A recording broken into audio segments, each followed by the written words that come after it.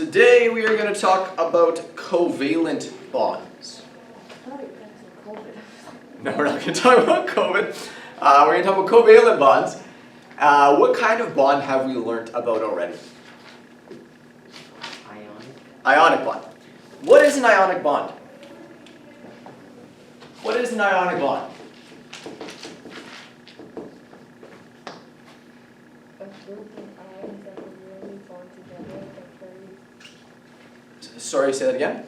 A group of atoms that randomly bond together that carries a net. That's a definition of a polyatomic ion, but what is it about an ionic bond? What makes it an ionic bond? Would you say atoms are losing and gaining electrons? That's a freebie, you should know that. What is it? Sorry? Are atoms losing and gaining electrons when they make an ionic bond? Yeah, right? So they can become ions. Now, what is it that holds the ionic bond together? Think back to grade 9 electricity. Would two anions make a bond? Two negatively charged ions? Would those things bond together? No, why not? Because they repel. Yeah, like charges repel. Right? So what is it that holds an ionic bond together? The different charges. Different charges. The electrostatic attraction between your cation and your anion. Covalent compounds are different. Instead of losing electrons and gaining electrons in order to get a full outer shell, we are now going to share electrons. The reasoning is still the same. Why do atoms form bonds? To get a full outer shell. To get a full outer shell, right? So the reason why you make covalent bonds is still exactly the same as all other bonding. They're just going to accomplish getting a full shell in a slightly different way. So a covalent bond is going to be the sharing, right? That's the big concept here. It's going to be the sharing of electrons, valence electrons, that is. Sharing of valence electrons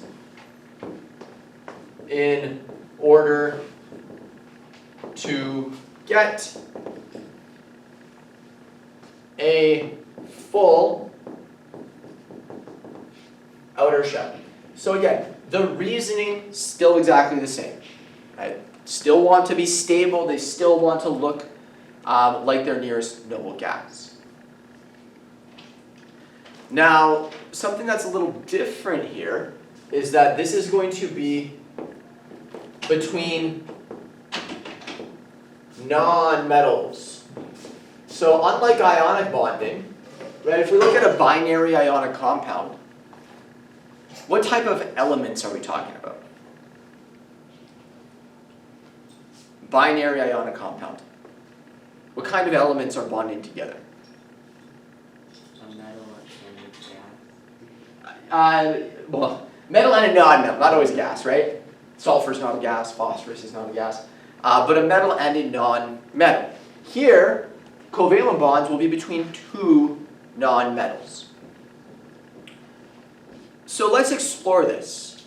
Actually, I'm going to write one more comment here first. So it's the sharing of valence electrons in order to get a full outer shell. And the way that they are shared is a pair of electrons will be shared in the outer orbitals of both of your atoms. So actually, let's just demonstrate that. So let's say, for example, here, we have H2. The simplest of all examples. A hydrogen bonded to another hydrogen atom. So here, we have a hydrogen atom, right? Hydrogen atoms have how many valence electrons? One, right? That's why they're in the alkali metals. And let's draw another hydrogen atom. Now when they share electrons, they're going to share a pair of electrons between their outer orbitals. So I'm going to draw it like, let's draw this a little bit better. Let's go like this.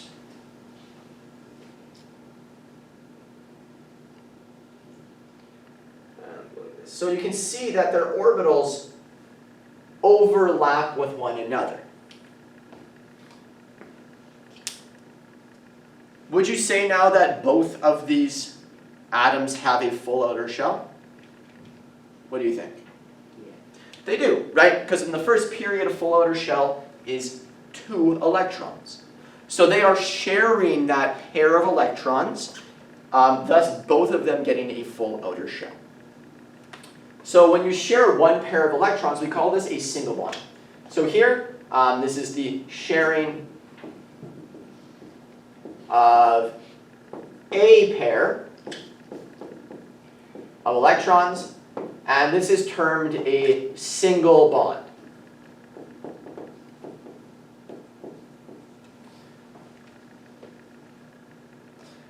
Now, when we start to draw out compounds in grade 11 chemistry, you'll notice that all single bonds are going to be represented with just a single line. Right? A single line will represent a pair of shared electrons. So let's look at another example. Let's look at O2, the thing we breathe in.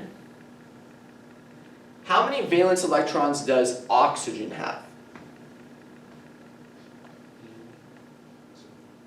Sorry? 2. It does not have 2. How many valence electrons does it have? 7. Not 7. You're on the right track, Zero. It wants 2 more, meaning how many? Yeah, there you go, 6. So it has 6 valence electrons. Now, drawing it with Bohr diagrams like this doesn't really work anymore. Really, it doesn't look like this. So our modeling breaks down big time here. So I'm actually just going to draw it now as a loose dot diagram. But keep in mind, this sharing of electrons I'm going to be showing, that's not actually what it looks like. Until you learn like molecular orbital theory, you won't really see how it actually looks. So you'll have to wait till grade 12 chemistry for that one. Now, oxygen, you were right, has 6 valence electrons. So how many electrons is it going to have to share with its oxygen neighbor over here? 2. Yeah, that's right. So each oxygen is going to share 2 electrons. So these electrons here are going to be shared, right? Those 2 electrons there are shared. So we get the sharing of 2 pairs.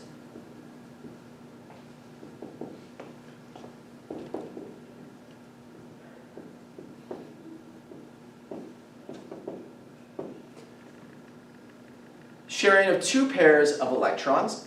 And here you can see that they both, in fact, have 8 electrons. These electrons are being shared in the middle here. I probably should have drawn them a little closer together, but that's fine. You can count it out. You have 1, 2, 3, 4, 5, 6, 7, 8. And you have 1, 2, 3, 4, 5, 6, 7, and 8 electrons. So they both now have full outer shells by sharing 2 pairs of electrons. What do you think we call this type of bond? This type of covalent bond. If this was a single bond, what do you think we call this? Double bond. Double bond, right? This is a double bond. I was right. You were right. And we would draw it like that. Now, this whole single bond, double bond, triple bond thing, it's not super relevant for grade 10. But the concept, the idea, will become quite important in ecology, believe it or not. And let's look at one more example here. Let's now explore, let's say, nitrogen. The main constituent of our atmosphere, nitrogen gas. N2. Now, nitrogen has how many valence electrons?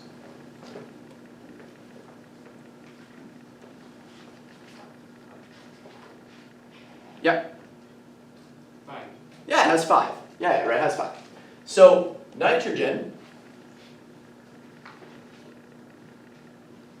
is going to share how many electrons to get a full shell? 3. Yeah, it's going to share 3 pairs of electrons. Right, it shares 3 pairs of electrons in order to get a full outer shell.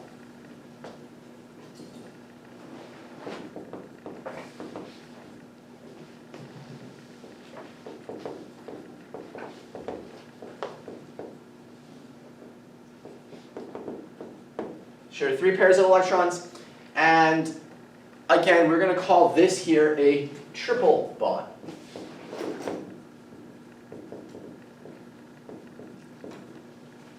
And we will show it like that.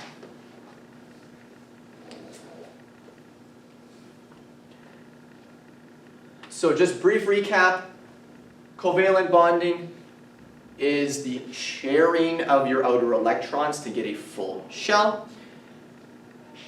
They have bonding for the exact same reason as ionic bonding, right? They still want to have that full outer shell of electrons. However, they achieve it in a different way. Instead of losing, gaining electrons, becoming ions, and being held together by the electrostatic attraction, what actually holds these atoms together is again, it's attraction, but between the nuclei and those outer electrons.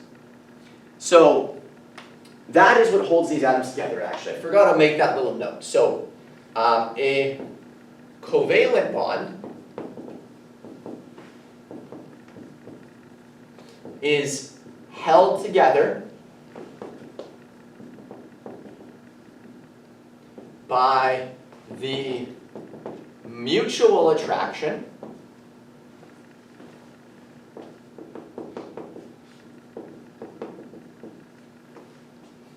of the nuclei with the shared electrons. So again, it is that idea, grade 9 electricity, right? It's that difference of charge that is causing these things to be held together. So your nuclei are positive, those outer electrons negative, and it's that mutual attraction between the nuclei and those shared electrons that hold these covalent compounds together.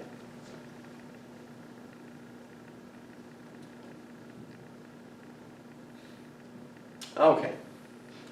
So these 3 compounds I drew on the board here, hydrogen gas, oxygen gas, nitrogen gas, that is how you actually find them in nature.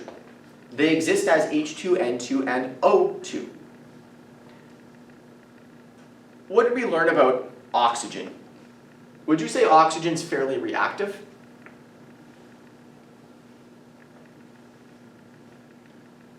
No, it is. It is quite reactive, right? What are the 2 most reactive families?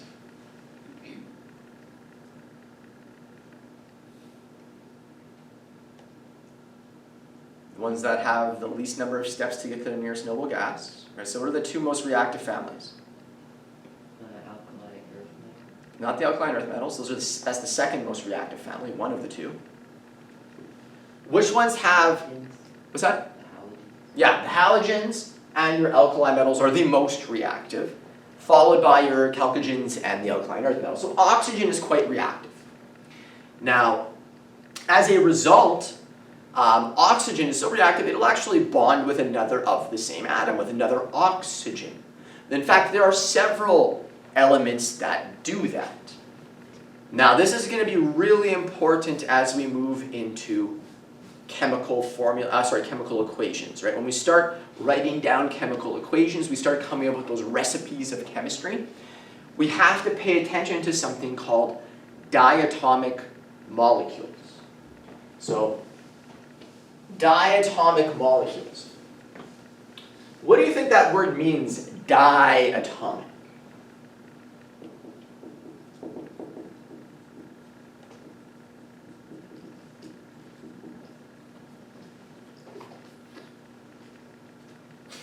What do you think that word means, diatomic? What does di mean? What does di mean? Mono, di, tri, tetra, penta. What does di mean? 2. Yes, it means 2, right? So diatomic molecules, diatomic 2 atoms. In this case, 2 of the same atom. So here, these are molecules. So it's 2 of the same atom.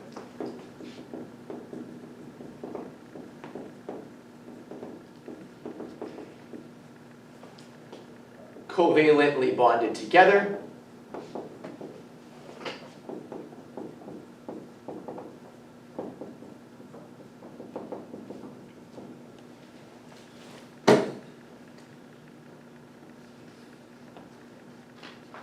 And this is how you find them in nature.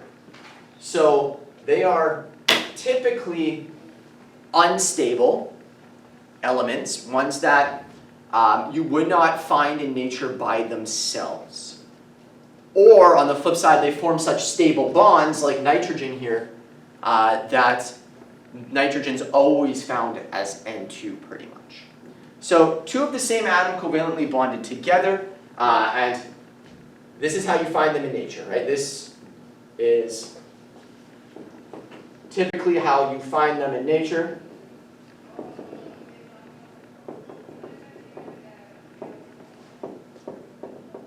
So whenever I'm talking about hydrogen gas or oxygen gas or nitrogen gas, and there's a couple more we're going to talk about in a second, I'm really talking about H2O2N2, okay? So whenever you have one of these elements by itself, it is always bonded to another one of that element.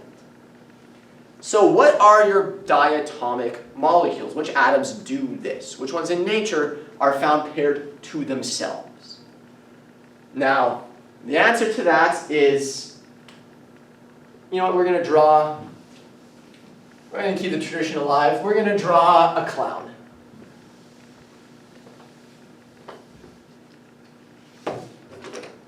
You don't need to draw this clown, just FYI. But let's draw a clown here.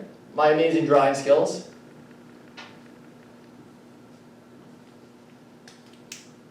Here's our clown.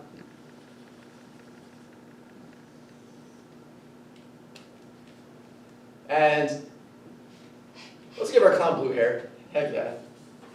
There we go. There's our clown. This clown is Hofbrinkel, the chemistry clown. And here the capitalization is very important. This is my way that I try to get students to remember. If you go back, I don't know, this is like 6-7 years ago, there was this weird thing where people were like super concerned about clown attacks. I'm not joking, this was actually a thing. But this is Hofbrinkel, the creepy chemistry clown. And he has a very important job, and that is to remind you that if you forget to pair up one of these diatomic molecules, he's going to come get you in your sleep and take away some grades from you. So just be careful. You need to make sure that you pair these up if you are ever given these atoms by themselves. So these are your diatomic molecules. So what do I mean by this? Well, all of these atoms here will bond to another one of itself if you find them out in nature on their own, right? So if I say to you we have hydrogen gas, what is the chemical formula for that?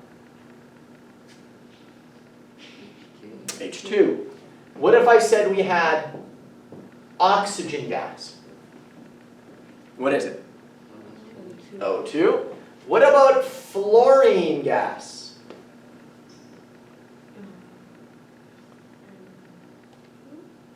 Yeah, F2. What about bromine gas? Or is bromine a liquid? Bromine liquid. What about bromine? It's not a trick question. Br2. What about iodine? Oh, I see what you're doing now. I2. What about nitrogen? N2. And lastly, chlorine is Cl2. Okay, so these are your Hofbrinkel elements. These are your diatomic molecules that if I ever said to you, you have hydrogen gas or oxygen gas or fluorine gas or bromine liquid or iodine solid or whatever, you know that they have to be H2, O2, N2, Br2, F2, I2, Cl2, right? These are very, very, very important as we move forward in the course.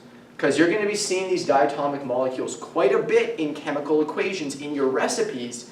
And if you don't put the two, well, then Hofbrinkel's going to come get you in your sleep. So, He looks happy.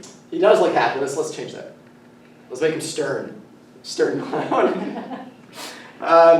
So, if you forget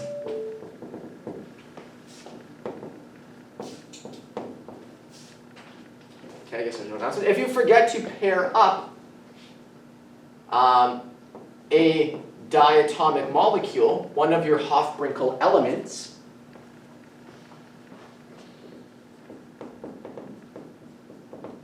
when by itself, then Hofbrinkel will come and get you. Good morning, Fort Richmond Collegiate. This is Mrs. Gray, your principal talking. Just wanted to say thanks for the fabulous job you're doing here at school, students and staff, and to remind you about some of the fundamentals that will keep us all safe. Hand hygiene, very important, either washing with soap and water or using hand sanitizer. Social distancing, also important. Staying home if you're sick. Wearing a mask if you can't social distance, and be outdoors as much as you can. So Centurions, let's do all those things. Keep safe, keep happy, and have a great day. So it's super important that you do not forget about these Hofbrinkel elements. One of the most common ways students lose marks on their final unit test is they forget about them. Again, if I was baking a cake and I screwed up the ratio of my ingredients, do you think it would turn out really well? No, right? So you're going to find that if you forget about these Hofbrinkel elements, your recipe, you're going to be like, I don't understand the ratio of my ingredients. This makes no sense. So you'll have a lot of heartache if you forget about Hofbrinkel, the creepy chemistry clown. So you'll notice that I've been using a word here that I haven't really used previous. I said they are diatomic what?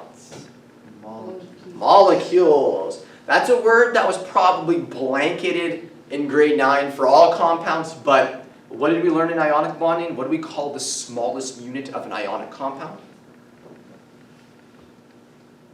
Ooh. If you take grade 11 chemistry with me, you will not forget because I abbreviated FU.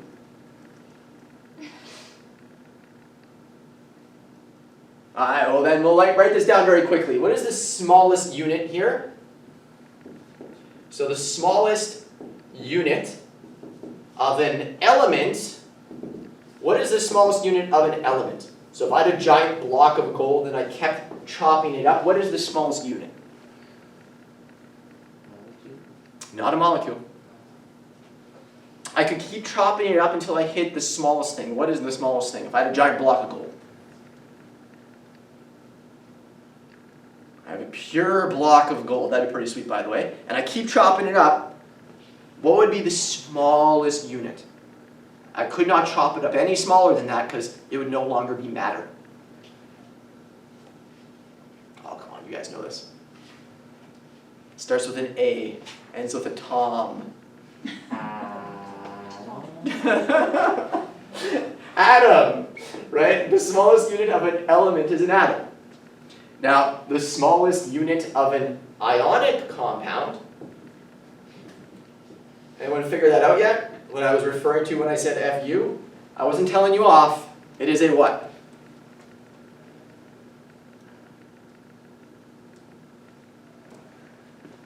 It is a formula unit. Right? That's where, in grade 9, you may have been told everything's molecules, but it is an important distinction. For ionic compounds, it is a formula unit.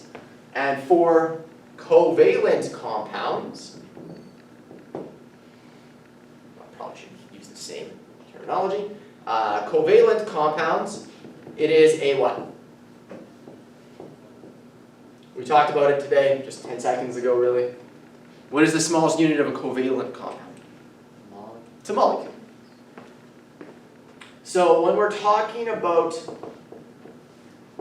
ionic compounds, the smallest chunk of it would be a single formula unit. Right? When we're writing out our chemical formulas for ionic compounds, if you had one of that, like let's say BeF2, beryllium bonded to fluoride ions, that would be a single unit, a single formula unit. And if instead we had H2O2, those would be molecules. Those would be molecules. Now you may be under the impression right now that covalent compounds are just these diatomic molecules. They're not, obviously. Covalent compounds, there is a gajillion of them. In fact, what do you think you are made out of? Mainly covalent compounds or ionic compounds? What's the human body mainly made out of? Yeah, water. Is water ionic or covalent? It's covalent. It's covalent. Now what about what you breathe out? What do you guys breathe out? Oxygen. Oh, you breathe out some oxygen, but you mainly breathe in oxygen, carbon dioxide. Carbon dioxide is a covalent compound. So let's do a couple examples, very briefly, of other covalent compounds. Say you don't got the misidea here that it's just these Hofbrinkel elements. These Hofbrinkel elements are very important though, do not forget them.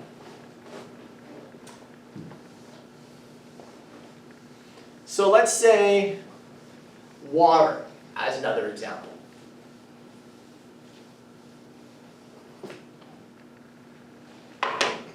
Let's say water. What is the chemical formula for water? Yeah, it's H2O. Now if we look at water, we have how many valence electrons on our oxygen? 6. Yeah, there's 6, that's right. Never changes. There's 6 valence electrons. I drew them a little weird here for a specific reason. We'll show it more later on. Now, hydrogen. How many valence electrons does hydrogen have? 1. So if we look at, we could actually draw this one as a Bohr diagram. If you have a single bond, Bohr diagrams are actually just fine. So we can draw this as a Bohr diagram. So we can really show that overlap of our electrons. And, you know, we're going to draw it the way you're used to seeing it, because why not?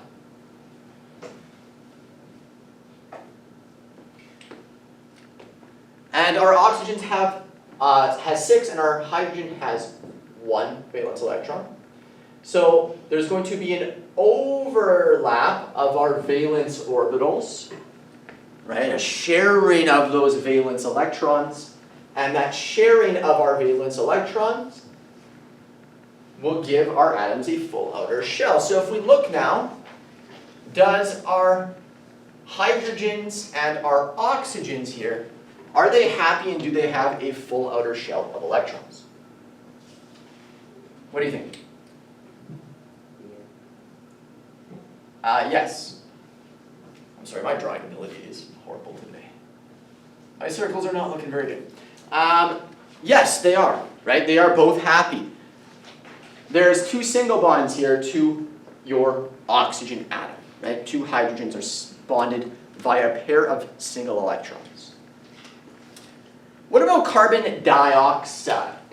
CO2 gas. How many valence electrons does carbon have? Now this is a family that we haven't talked about very much because they don't readily form many ionic bonds at all. Right? They're smack in the middle. They need how many more valence electrons in order to form a full outer shell? Yeah, right? Carbon needs 4 more electrons in order to have a full shell. So, carbon here, we're going to go back to using Lewis dots because our carbons are actually going to form what type of bond do you think? Our carbon needs to get 4 electrons. Our oxygens only need to get how many? 2 more. So what kind of bonds do you think we're going to form to our oxygens? No, this is a covalent compound. Is it going to share 1 pair or 2 pairs or 3 pairs?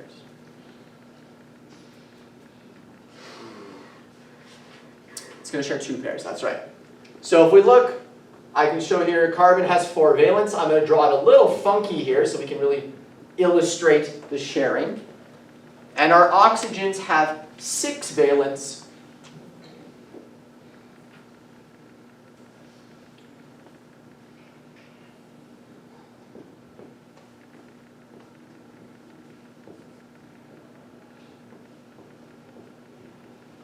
Now, is everyone happy? Does everyone have a full outer shell if we are sharing these electrons here and here?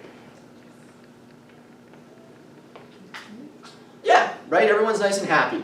So if I were to draw these compounds out, water, we'll say looks like that, and carbon dioxide looks like that.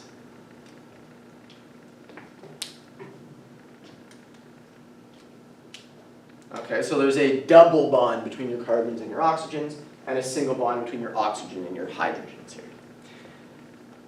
So right now I want you to take some time, do some practice, thinking about the total number of valence electrons, and then how many electrons I would have to share, aka how many pairs I would have to share. On your practice sheet, I think there's 9 different compounds, and I want you to show that sharing of electrons with either Bohr diagrams or Lewis dots. Now, keep in mind, the Bohr diagrams really only work for single bonds. So if you have a compound that has a double bond, you should be using Lewis dots. If you have questions, let me know.